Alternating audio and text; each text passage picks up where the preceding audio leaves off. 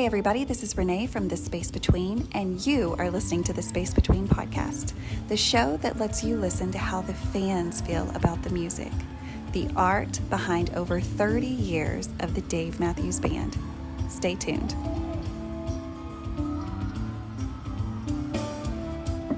Hey guys, welcome to another episode of the Space Between podcast, the podcast where we talk about the fans of the Dave Matthews Band.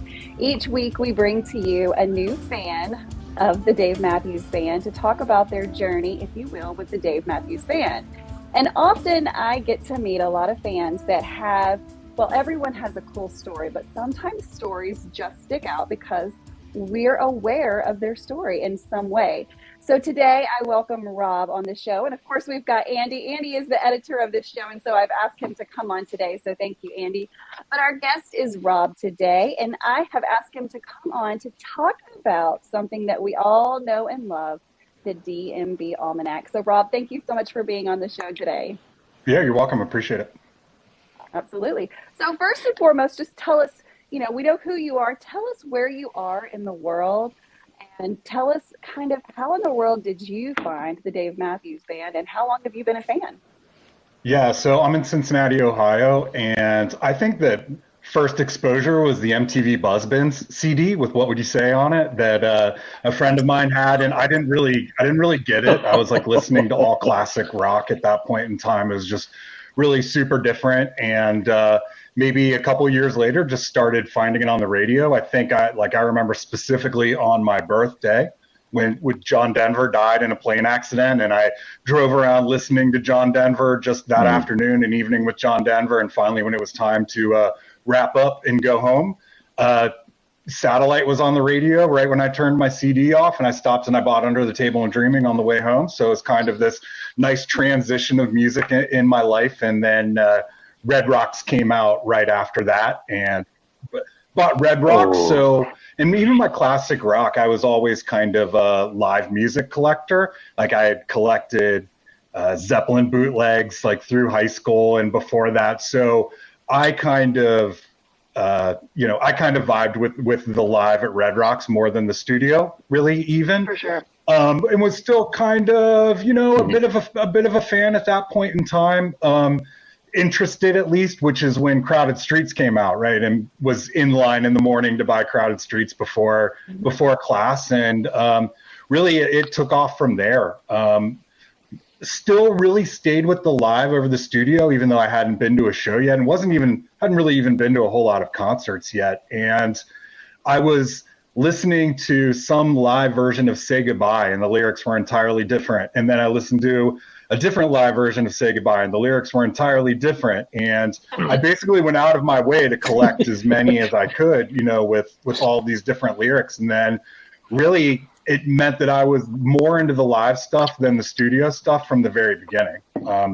And then also having collected shows of other bands, it was really easy to get into DMB, especially when you see that, they're rotating every night, even with a small catalog at the time, but it was still different from what I was used to, and it kind of hit my OCD. Okay, so Rob, just because we know so much about what you do going into this, tell me, how does a fan go from loving the music and chasing all of the different lyrics of the same song to creating a website, or even talking about having a discussion about, let's keep track of statistics where everyone has that at their fingertips? How do you go from fan to what you are now, which is kind of a super fan, if you will? Yeah, it's, back then we had a couple of different set list sites, but none of them were comprehensive. So we had like a set list warehouse that would have maybe a couple of years and it was really spotty. And then Nancy's.org was kind of doing their thing at that point in time, like in 98, which was really good with the recent stuff. It was also coming directly from the band. Sometimes it was coming from the fans, and just not really all that much communication, and really, without a whole lot of internet at that point. We're not streaming shows, you're not downloading shows the next day. And it just wasn't all that accurate. And especially to have to go to Setlist Warehouse, and there was another one at the time too, or have to go to Nancy's. And so what you would do is you would just go to people's tape pages and look for shows that they had that you didn't have. And then you would go look at the set list, and we had to go to like one of 3 different set lists at the time. So I just started tracking it myself in Excel, like all the set lists that I could come up with from all of the different places. Wow. And then I would say it was after the 2000 tour, I just wanted to teach myself front page, teach myself how to do a website.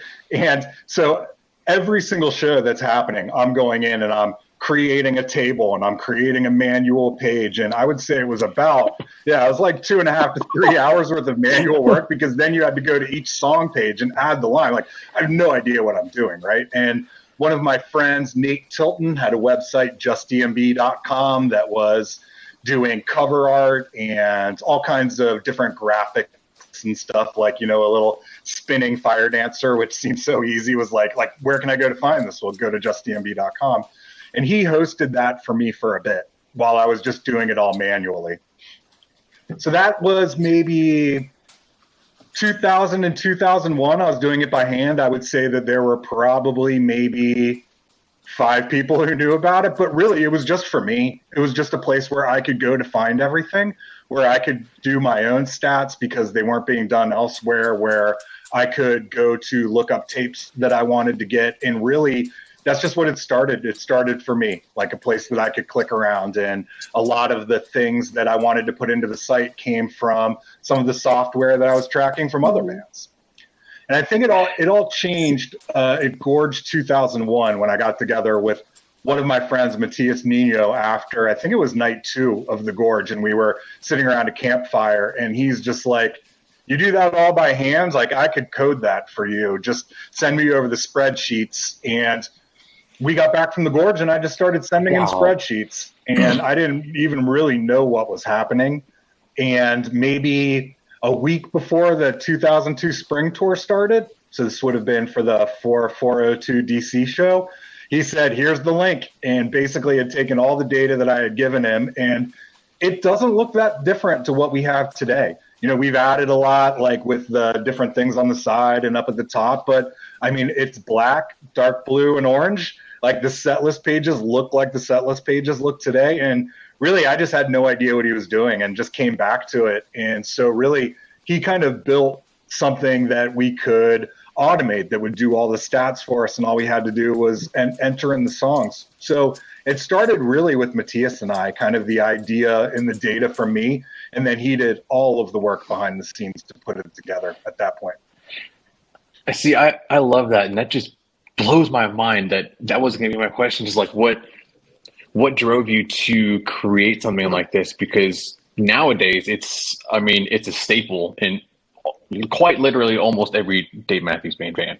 I mean, if you have any questions, like, oh yeah, like when you go to Facebook and someone asks a question about any particular show or have they done this, everyone, the first comment, I guarantee you, every single time is DMB Almanac. That's amazing. Like it's boom, it's right there. And to think that you just did that because, like, man, I've got just this information. I just want to do this for me. But there was this demand that was really out there, but no one could really quantify that and put it together in something that is used every single day.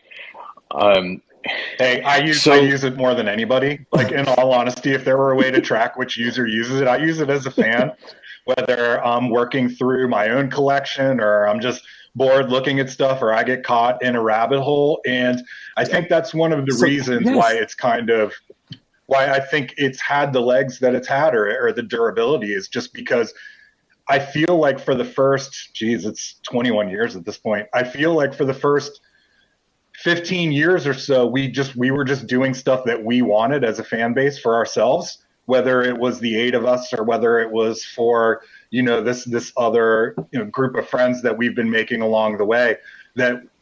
That's one of the reasons why I think it's worked is we've just kind of, again, we put what we want to see and have been really fortunate that other people want to see it too. And one of my questions was, and I had always wondered this, now more so, because nowadays with the technology we have, obviously, I when I go to the shows, I'm recording everything. But even prior to that, now there's people streaming or live streaming at the shows, so you can kind of see exactly what's happening as it's happening with a minor delay. Yeah. But like you said, like when you were working on this, the early 2000s, 2000, you know, they weren't, you know, the iPhones weren't as prevalent. You know, there were maybe Blackberries, but how were you getting the set list information? Was it as in real time as it was happening like it is today, or was it like, do you have, if you have sources or contacts within, obviously I'm not asking you to divulge those, but No, like, no, how do it's you set get list, that right? information?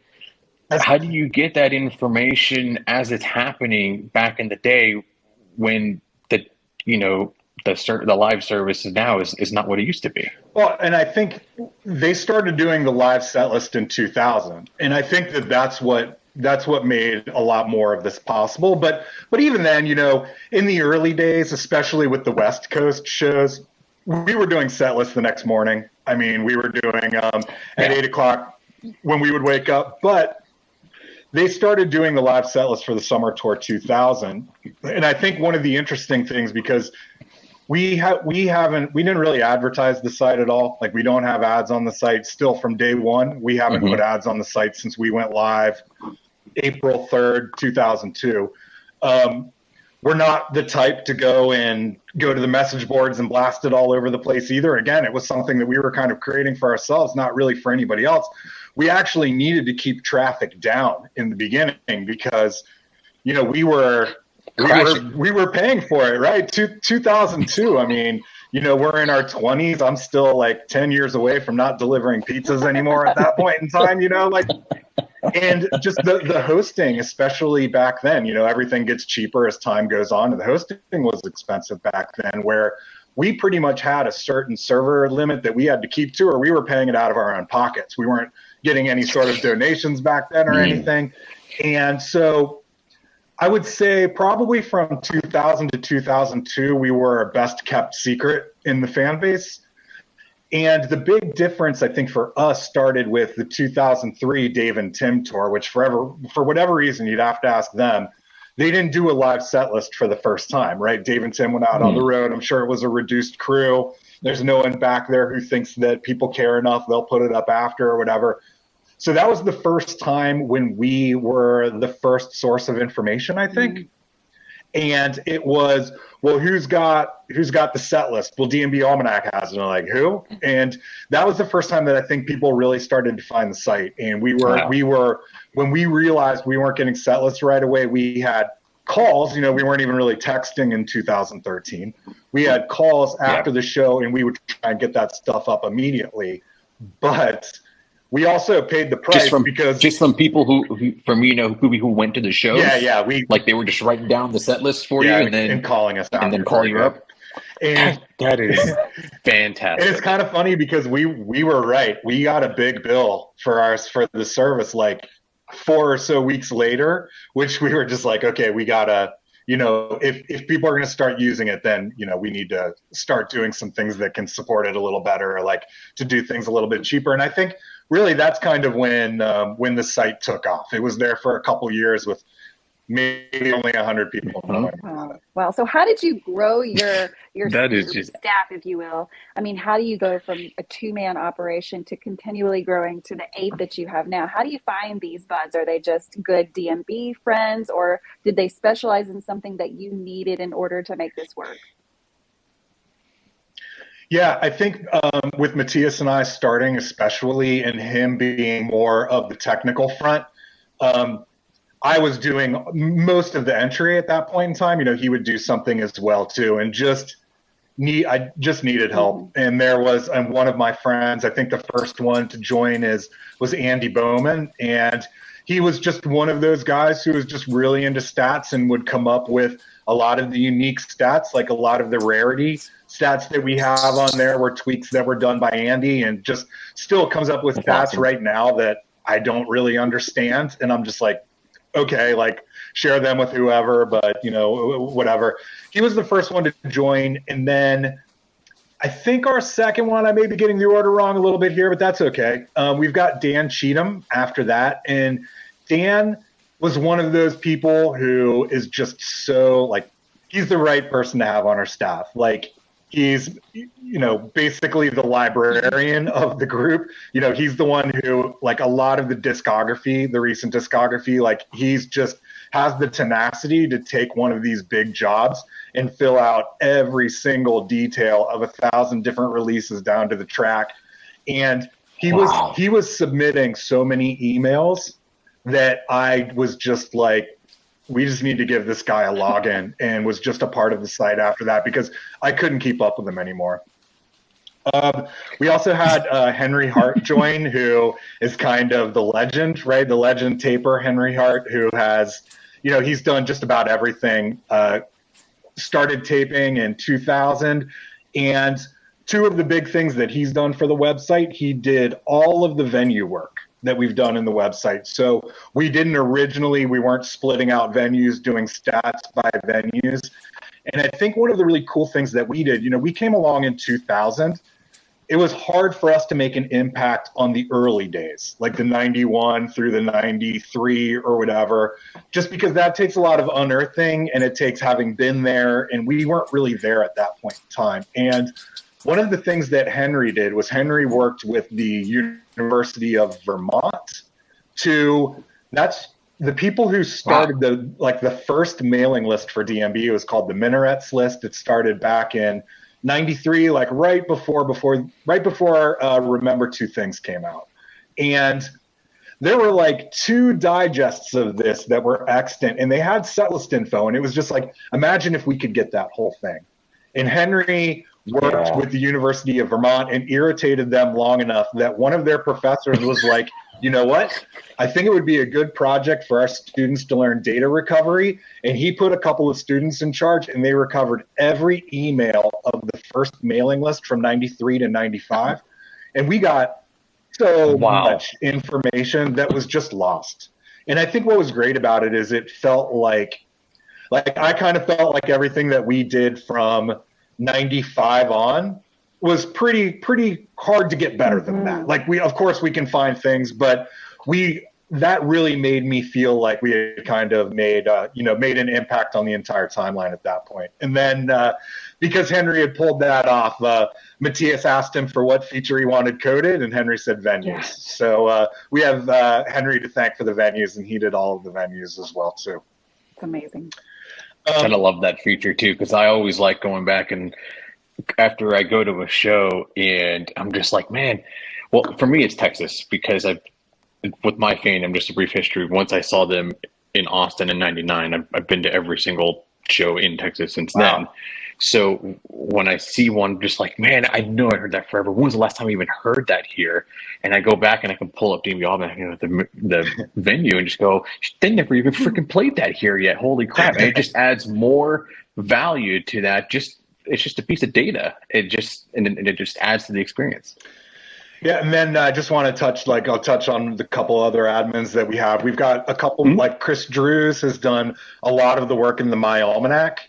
The doctor is very good with venues and seat locations and all that. So the My Almanac work with the different ticketing stubs and the locations and that stuff. Chris does a lot of that for us. Jay Lankford is another one of our admins who's done a lot with the My Almanac, the separation of the bands, so you can look up what Dave and Tim have played versus what DMB have played, is Jay as well. And then our last admin is Bob Hagg, who has done a lot of our kind of PR work. He knows people, and we need people who know people. That's so right. He's been one of our people that's gotten us connected with a lot of folks as well too. And it's not just admins. I mean, we've all gone back for a really, really long time, and we've got enough friends that are basically part of the team but not official. We've got friends on the West Coast that'll stay up entering the sets for us when we're all in bed on the East Coast. So there are a lot of people who make it work. Amazing. That's amazing. It is. So what does the future look like? Gosh. Are there things that you guys are wanting to implement? Are there any changes, as technology has made its way? Do you find yourself talking about, what if we did this? What is the next thing? Or are you guys happy with just right where it is? And there's no wrong answer, but that was definitely something that someone wanted me to ask you is, what does the future look like for the Almanac? Yeah, I think one of the things is we have a new feature that we just released. It's called lists, which is not a very good. I mean, I guess it is a good description of it, but it's very generic. And one of the things about the Almanac from the very beginning is it's just really structured. And it's great because we don't have to do a whole lot of work for each show. Really, we just need to enter the set list and we can upload, whatever it needs to go with it. But I felt like we were kind of constricted in the fun things that we can do. Some of the fun stats that we come up with on our own, or that we published to Twitter, or some of those things, we just didn't have any place to put any of that. So all that we could really do was come up with a front page write-up, which then would require you to basically create tables in HTML. And I mean, we're not creating a bunch of tables in HTML. It's just not happening. So we feel like outside of just updating show data, that we wanted to do a bit more to present some kind of wacky stuff and the stuff that makes us laugh or whatever. So we came up with the idea of the lists, and basically what it is it's a big spreadsheet. Is the way that it looks to me on my end, is that I can add whatever columns or whatever type I want. I can add rows, whatever rows I want. It's still a table. You're still limited by the tables, but it's not just shows anymore. And I think one thing that is the best thing about our site, and maybe some people will say it's the worst thing about our site, is that it's entirely objective, right? We have no subjectivity whatsoever. And that's good in a lot of ways. Number one, like, there are no fights on our site, right? There's nobody crabbing. Like, it's a 100% positive place, right? It's just a good vibes place. And I think that that's really important. And you may argue that, hey, even rating shows like 1 to 10, like, maybe that's not that big of a deal. It doesn't really have the interaction. But I think we wanted it to pretty much be none of that. We wanted it to be a book of facts, which is, the Almanac term, right? Right. But over the years, what I think it has done is it has stopped shows from standing out. And, we're all big enough fans. We've all been to enough shows. Obviously, we love enough of the music that, we're going to love most of the shows anyway. But nothing on our site really stands out. Even the rarity kind of stands out, and maybe that shouldn't really be judgment. But we just wanted a way to call attention to certain things in an objective way. So, like, for instance, what we've done with some of these lists that we have is we can come up with all kinds of different categories. We can do a timeline where we can look at a tour. Right now, I would say my two favorite lists that we have up, one of them is a timeline of the 1998 fall tour, right? It starts with when shows were announced, rumors of Tim Reynolds joining, and it goes through every single show saying what stands out about it, whether it's the longest version of Lion or Graves by 4.5 minutes that's ever been played, or whether there's no audience tape of a particular show. And it's just a way that we could go in and still do things objectively, but that they stand out, right? You can go in and you can look at this and you can see Bella Fleck guested on this, and this, and that's not anything that we've been able to do on the site. And the other one that I really like on the timelines is we have like 41 performances of number 41. Of course, there's a little bit of subjectivity in there, right? But of course. But we also try to make it objective and say we're putting it on this list for this reason, not just because we like it, or it jams or whatever. Some of the other lists that we have on here are like a complete list of live tracks, recordings, and who did the mix of every single one. Who is the engineer? What was the release date of all of those? We've got the top 20 longest say goodbye solos from the beginning until the band comes in. That's stuff that there's just no place for anything like that on the site. And it's really just, maybe one of us just wonders what it is and we want to find out for ourselves, and hey, you might like it too. So I think the lists area is a huge area for us while the band is not touring to be able to add content. There are even things on the lists that we can say new shows added to the Almanac, so that if, hey, once a month while the band's not touring, you were like, I wonder what they've found. And we can go back to this new shows on the Almanac list and see, the last show that we've added is like a weird record exchange that I found in the Daily Tar Heel in 1994. Like, so I think that's one of the ways that we're really going to grow, is that before we were limited by what the band did, and now we're not. We're limited kind of by our creativity to put together information, and maybe we're the only ones who think it's interesting. I don't know. No. We are all just as addicted as you, but your team is just able to, for the most part, as much as you can, quantify it and put a number to it, for lack of a better term. What I wanted to ask, though, is, I think a lot of people would agree, the one main feature that everyone loves about the site, and what adds more, I guess, value to when they go to a show, is the liberations list. Yeah. What is the origin of that? How did that come about? How did that idea formulate in? How did you start putting the limitations on particular songs? Because you have the list on the bottom. These are all the ones that qualify and that could come up, and here's the list. How did all that happen? Because that is for a lot of fans, liberations are a big deal on what a show means to them if they experience one. Yeah, so the liberation list started I think that idea was mine, and I wanted something front and center that if anybody went to our website from the band or anybody involved with the band, then they could look at a list of 40 songs that haven't been played in forever. Honestly, that's what it was. It's the only reason for it. And settled on 1,000 days. I don't know why we settled on 1,000 days. In all honesty, the show model works a little better once you've had the breaks that we've had, like in 2017 for Dave and Tim, and the Caravan didn't have a lot of shows, and then COVID or whatever. I think the show model works a little better. But honestly, the liberation list came together, I think, the first time that I saw maybe Stefan post a screenshot from the Almanac.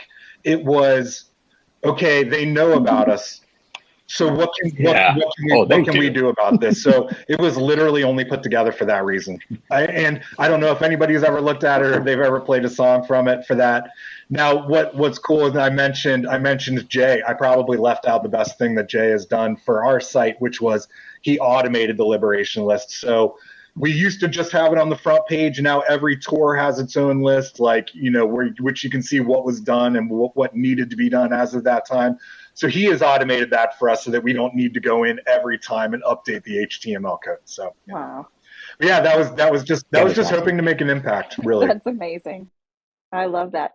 So if someone's listening to this for the very first time and they weren't aware of DMB Almanac, or maybe they were, but they kind of want to know, is this going to cost me money to get this information? And if it doesn't, which we know that it doesn't cost to go on your site and look at all these statistics, how in the world are you funding all of this? Is this something that you 8 guys are just passionate about, and therefore, just using some of your money to put together just for your own benefit?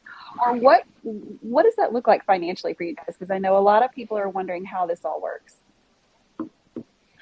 Yeah, so in the beginning, it was, we did pay for it, and we still run on donations. So the fact that we have no ads, everything comes from donations. And honestly, the fan base is amazing. We haven't had to pay a bill in a really long time. And it even started with one of our fans who owned a hosting company. And when we do have an area where you can put in what shows that you've been to. Right now, just to make sure that our server is able to maintain things, we do still have donate anything you want, donate a penny. Literally, we don't care. We get it and we think that it's funny and we're totally fine with it.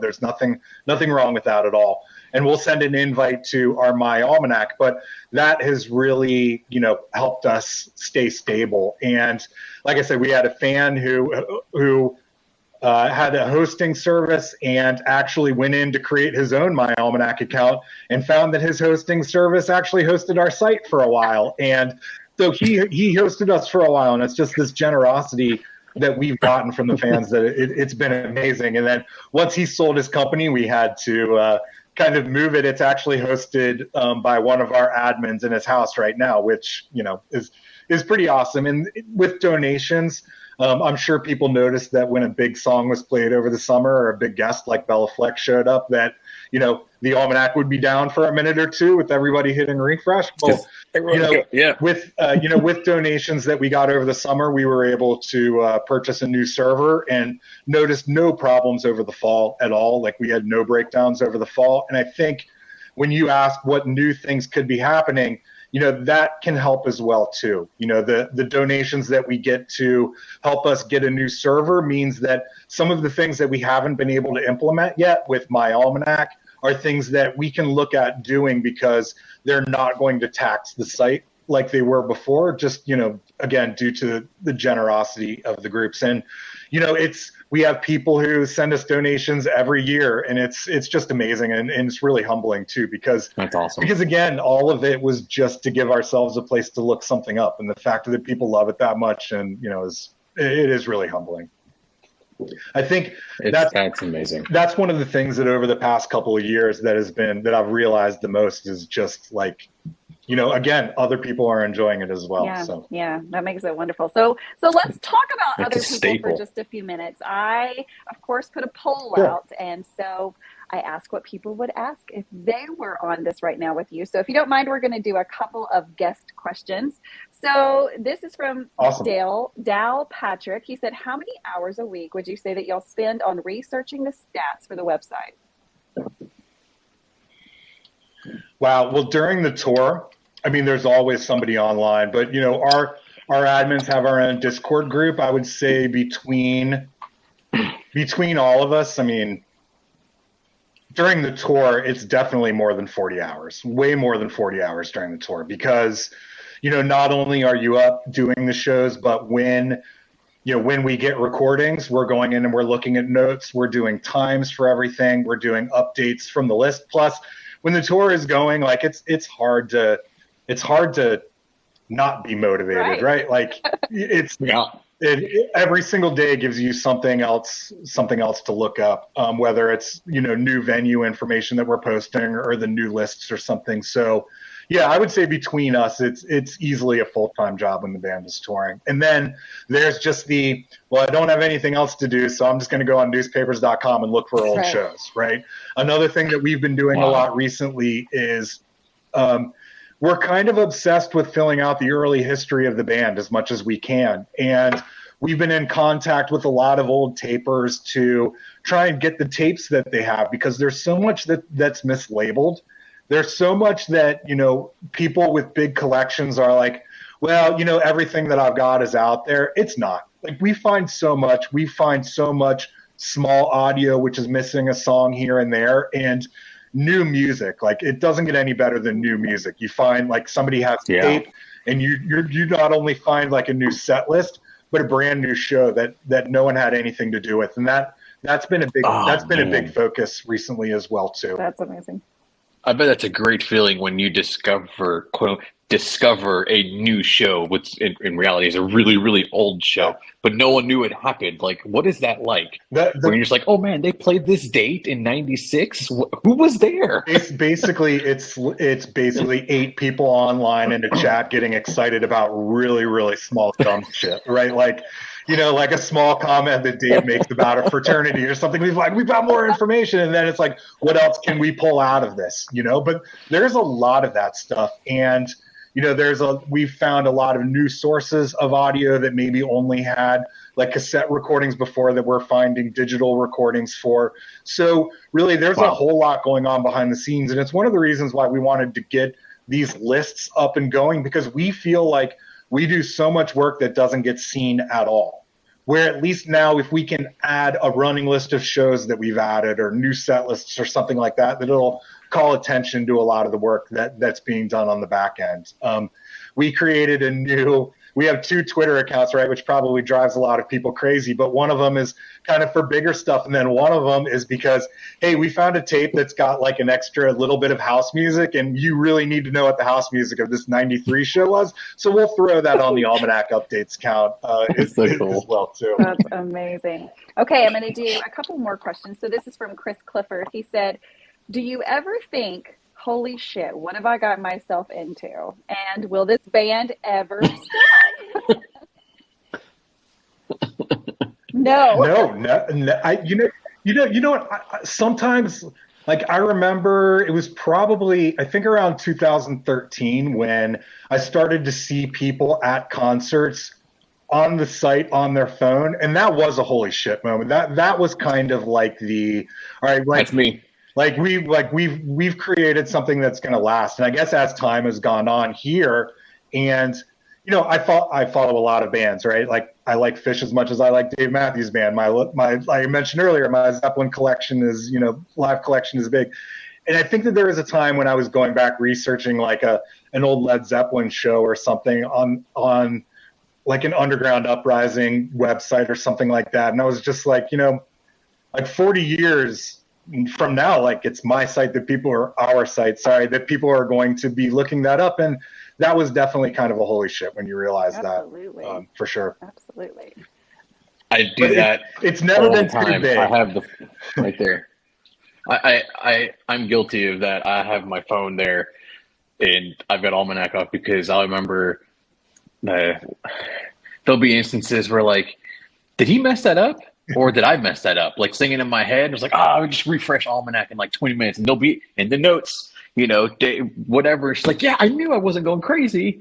And yeah, so I'm one of those two. Has Almanac on just refresh in my pocket during the show. Well, yeah, and like in the late '90s, like I have ticket stubs with the set list written on the back in a thin Sharpie because you had to know how far into the show you were, and that's not even necessarily an Almanac thing. Like it's a data at your fingertips thing, but it's still, Yep. Yeah, I get it. So no, I've never really thought maybe it's what you've gotten into when you start to do one of these big list projects and you're like, okay, I need to listen to every Say Goodbye and track how long the intros are. But it's also, you wear that like a badge. Right, absolutely, sure. Absolutely. So this is another question from Matthew Curtis. He says, I'm going to read what he says first, and then I'm going to add to it. He said, can we get an Android app? And so let's talk about apps. Have you guys ever thought from going from strictly website to an app? Yeah, it's the DMB Almanac Civil War, actually. I think that there are people who would appreciate an app. But also when I see the people at the show, the people who aren't us, who I know how to use it, like they're like swipe, double tap, tap the window, zoom in, zoom out. Like, yep. Done. But and part of it is like the amount of effort that it takes to build an app. I mean, we have talked about doing an app before, and I think we would have to, like, the data that we would present, it would have to make sense. So, all of the data that we have, it doesn't fit nicely into an app. So then so what exactly would be the purpose of the app? And I think it would be to help people at shows, right? Like, to not necessarily have to zoom and swipe and all that. And the idea is there. Of course, the talk is there. I just don't think that the motivation has been there. And part of that has been because we do have limited resources when it comes to development. I mentioned that we have a couple of coders, but every coder that I mentioned has multiple children with sports. Right. And, it's just not, we're not in our 20s anymore. So I think the app development is taking a back burner. Now, we could see it in the future, I think, especially as some of the things that we've talked about, like lists, we want to enhance our personal stats a little bit as well, too. I think that we will probably get to it, but there also has to be a reason. And if it's just for visibility, well, I don't know. I don't know when, but it could. It could. So, of course, Rob, you are a big fan of the Dave Matthews Band. So what does your future look like? Are there any hopes for future? Like, do you want to go to Europe? Do you want to go to Cancun? Like, what is your normal thing? Like, are you a summertime only? What really is Dave Matthews Band to you? Like, what is your favorite part of that? Yeah, I was really hardcore in the beginning. Like, so when I first started going to shows in the 90s, I went to way more shows than I could afford. And then, I was a little bit more reasonable over the years, but I would say as I've gotten a little older and the band has gotten a little older and, life is a little bit easier, I just feel like I don't want to miss big shows, so I'm not going to. I had a big year this year. I don't know exactly what my motto is going to be for next year, but I plan on doing between 15 and 20 next year. I don't know how much longer they have. I figure that Dave will play forever, but I don't know how much longer what we're seeing, like we see it, is going to continue. So exactly. Yeah, I see myself. Let's see, I'm at 159 for concerts. I definitely want to hit 200 in the next couple of years. We want you to. So I don't know. Europe may or may not happen for me. I have soccer planned for Europe in the winter, so I don't know if 2 trips will happen, but I would see it being a big summer. I think especially during COVID, it was, not going to take the shows for granted. And I've been able to do that, which is nice. Try to get to as many tour openers as possible to keep that surprise going, because where you want to be to get the surprises is there. And I'm definitely, I'm the type of fan, and not all fans are like this, and not all my friends are like this. I would rather be surprised by 10 songs at a show than hear my 10 favorite songs at a show. I think I've been to enough shows. I go to enough shows that I hear the songs that I love. They play the songs that I love a lot. So I don't mind hearing a song that I never hear that's not necessarily at the top of my list. Right. That's just kind of the way that I am. I like to keep the rotation going for sure. me. So statistics aside, if you can do that, I don't know if you have that ability, but statistics aside, what was a highlight for you in 2023? Wow. 2023 was great for me. I actually did a lot myself in 2023. And it was a year where I added on a lot. I felt personally a lot more freedom this year. I had a rough 22 in terms of work. It was a very hard work year for me, which, when work can be super hard, personal life can be super hard. And 23 was just kind of the year where I was just going to do like whatever it felt to kind of get back to what I want to do. So I added a lot of shows in 23. That's not something that I've done a lot. Usually I set my summer in the beginning, and that's kind of the end of it, where I added Wilmington, I added Charleston, I added SPAC, I added Gorge. That's 9 shows right there, just because every time I got back from a trip, I would be like, what's next? And it was just, I just couldn't get enough. And then, I think as much as we all love the band, again, we can recognize when they get on a heater, and pretty much that run from the late June until the end of the tour is something that, we as the people who pay attention to every single night, right, are seeing things that we haven't seen maybe in 10 years, just in terms of the mood that they were in. And I was in the right places at the right time for a lot of just amazing shows. So my 23 was just being blown away again every single weekend. So when you're looking for unexpected and you get, what did we get? 8 tour debuts at Deer Creek Night Deer 1, Creek, God, and that's when it all turned. Songs that, and I'm at SPAC, and the best thing that I saw all summer is the return of American Baby intro at SPAC. Like I saw Bella Fleck that weekend, and yet American Baby intro just at SPAC blew everything away.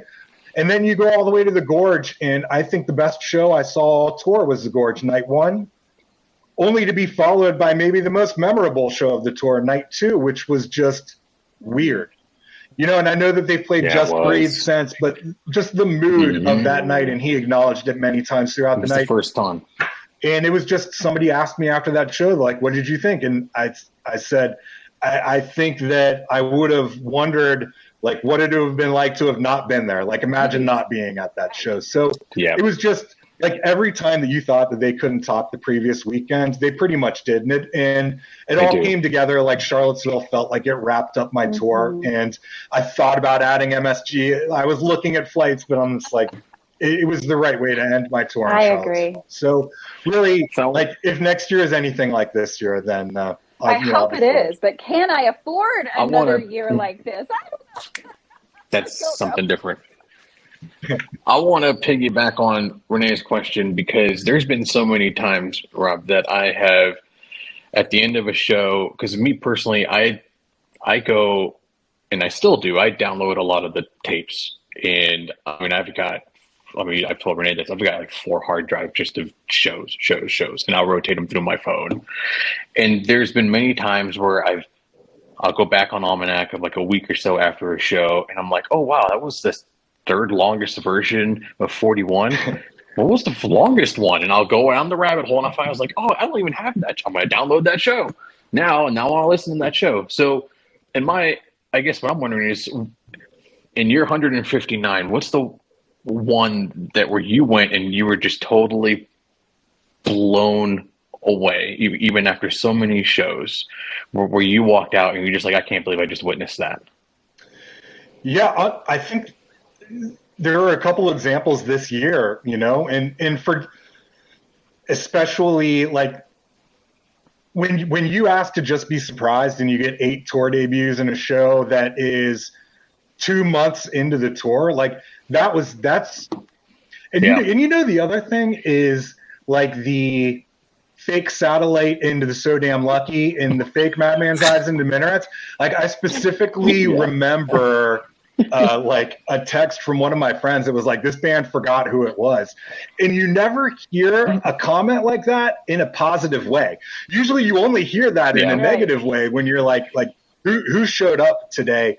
I thought that, especially because in the beginning of the tour, I guess they got an entire album tour out of the way in the first month, because, all through May, it was like, all right, like it's going to be this album tour. And then they just flipped a switch and went in the exact opposite direction, and really like just absolutely blown away by those Deer Creek shows, because we get debuts at Deer Creek. Like Creek, I can kind of consider a home venue in Cincinnati. Like I've got Riverbend 3 miles away from me. We all like the energy there when you're in there on a Friday night on the lawn. It's different. Like it doesn't have the views. It doesn't have like the balcony or anything, but the vibe there it's really different. So it's different. We always get great shows. We always get debuts. They're always in the mood. But a different band kind of showed up that night and stayed for the rest of the tour. I agree. And it was just weird, right? It was wonderfully weird, yes. My favorite kind of weird. As one of my friends says, in a good way. Well, Rob, thank you so much for being on another episode of The Space Between. I know that you have answered so many questions of our listeners, wondering who is the man behind the magic, or who are the men behind the magic. So thank you so much for clarifying so many questions that a lot of Dave Matthews Band fans have. So thank you, Rob, for being on the show. You're welcome. Thanks. This was fun. So guys, if you're listening to this on a podcast app, just know that you can watch this on YouTube. We have a YouTube channel, which is just simply The Space Between Podcast. And be sure that if you are watching this, or if you do click over to YouTube, be sure to subscribe and like our channel. Guys, this is it for this episode, but stay tuned to next Friday, where we will have a completely different guest talking about their voyage with the Dave Matthews Band. So guys, until next time, peace, love, and Dave Matthews Band.